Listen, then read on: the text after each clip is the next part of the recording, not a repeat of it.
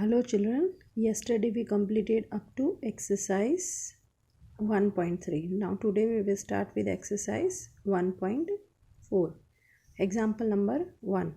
Without actually performing long division, state whether the following rational number will have a terminating decimal expansion or a non-terminating repeating decimal expansion.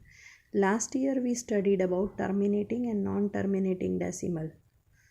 The numbers in which the decimal point, like the numbers 2.365, here the decimal is ending, then it is a terminating decimal. But after the decimal point, if the number keeps on continuing like 363636 dot dot dot, so here it does not end, so it is called non-terminating recurring or repeating decimal. So here in this exercise we need to find out whether the decimal is terminating or non-terminating repeating decimal expansion. But how we need to find out? Without performing division. Okay, for finding out the decimal point we need to divide the fraction, but here without performing division you have to find out whether it is a terminating decimal or not. The first number given to you is 13 upon 3125. Now first of all find the factors of denominator. The denominator is 3125, so 3125, 5 625 is 5 125 is 5 25 is 5 5 is and 5 1s are. So you are getting 1 2 3 4 5 times 5. So in place of 3125 I will write 5 raised to 5. Now any number is a terminating decimal if it can be written in the form of 2 raised to m and 5 raised to n. Now here you are having number with power 5, that means you are having 5 raised to n, but you are not having number with base 2, that is we are not having 2 raised to m. So in place, if we are not having number with base 2, then you will write 2 raised to 0, because any number raised to 0 is 1 and it will not change the value of the number. Okay, it will remain 5 raised to 5 only if you add 2 raised to 0. So you have written in the form of 2 raised to m and 5 raised to n. So if you can write the denominator in 2 raised to m and 5 raised to n form, it is a terminating decimal. So what you will write? The denominator of the fraction is in the form of 2 raised to m 5 raised to n. So therefore the given fraction is 13 upon 3125. It is a terminating decimal. If you can write the fraction in 2 raised to m and 5 raised to n form, it is a terminating decimal. So here we have written it in the form of 2 raised to m and 5 raised to n. So therefore it is a terminating decimal. Now let us move to sum number 2. 17 upon 8. 2 4s are 8, 2 2s are 4, 2 1s are 2.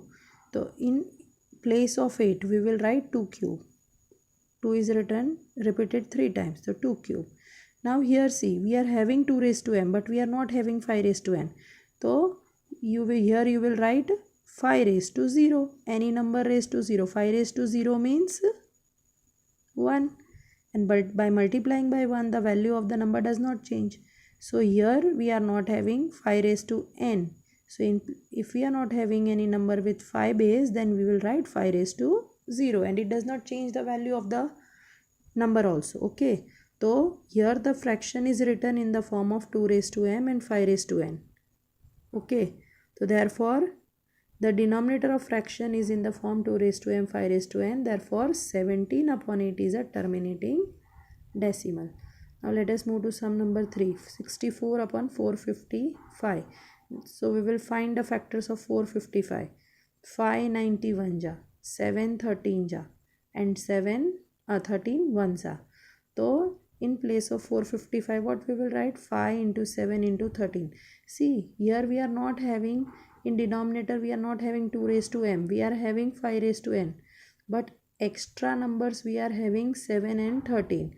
If you get any extra numbers except 2 and 5, then it is non-terminating repeating decimal.